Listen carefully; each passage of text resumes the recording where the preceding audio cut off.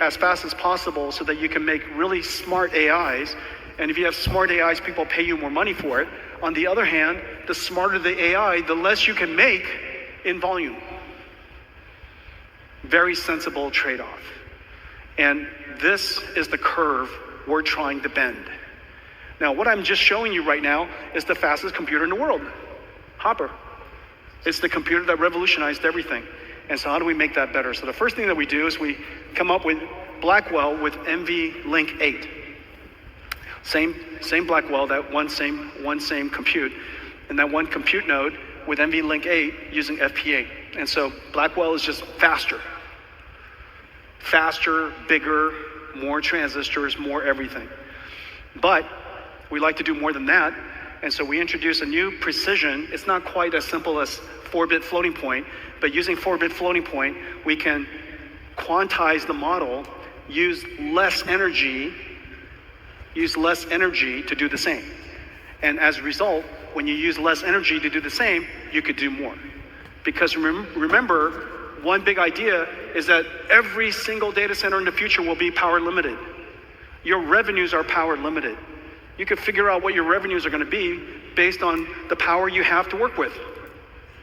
This is no different than, like many other industries. And so we are now a power limited industry. Our revenues will associate with that. Well, based on that, you want to make sure you have the most energy efficient compute architecture you can possibly get. Then we scale up with NVLink 72. Does that make sense?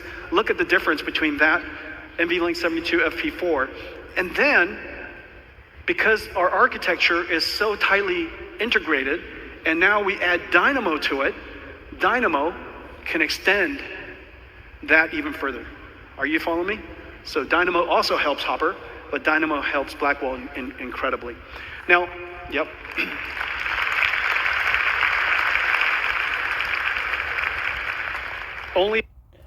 Now, this is where Jensen Huang pitched to investors. You may not have realized that he is pitching to investors. Trying to sell the Apple or even mobile phone concepts. The upgrade concept. So you can see what it described there. Hopper, the fastest computer in the world today.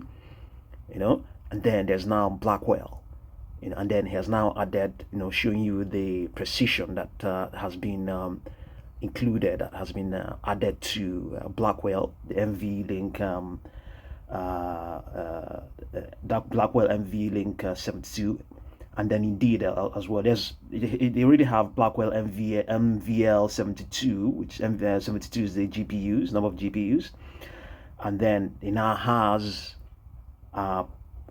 another upgrade on it, the Blackwell Dynamo NVL 72 FP4, and then you'll see more precisions he added on there. I think one with we'll see. Let's see how it goes. GTC, do you get an applause for that?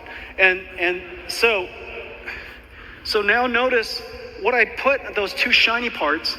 That's kind of where your max Q is. That's likely where you'll run your factory operations. You're trying to find that balance between maximum throughput and maximum quality of AI. Smartest AI, the most of it. Those two, that XY intercept is really what you're optimizing for. And that's what it looks like if you look underneath those two squares. Blackwell is way, way better than Hopper. And remember, this is not ISO chips. This is ISO power. This is ultimate Moore's Law. This is what Moore's Law was always about in the past. And now here we are, 25x in one generation as ISO power. This is not ISO chips, it's not ISO transistors, it's not ISO anything. ISO power, the ultimate limiter. There's only so much energy we can get into a data center. And so within ISO power, Blackwell is 25 times. Now here's that rainbow. Trust me, I cracked the market and won. And Okay, yeah, you get it. That's what I wanted to point out there in this video. The fact that we are dealing with the fact that we are if you didn't think because I noticed that investors were on the sidelines thinking that this past GTC nothing mind blowing, they didn't do anything to impress us, but he actually did. So he did it there. He just presented to us the concept of this GPUs getting upgraded.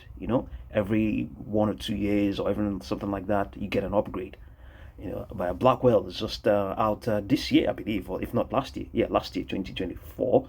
And then we now have upgrades of them. There's the Blackwell MVL 72 FP4, and then there's the Blackwell Dynamo MVL 72 FP4. And all of them, especially the Dynamo, now and on ISO power. ISO power meaning that power is the only limiter there. So it's power conscious. It's power conscious. If you were in doubt about it, it is primed to deliver on power efficiency.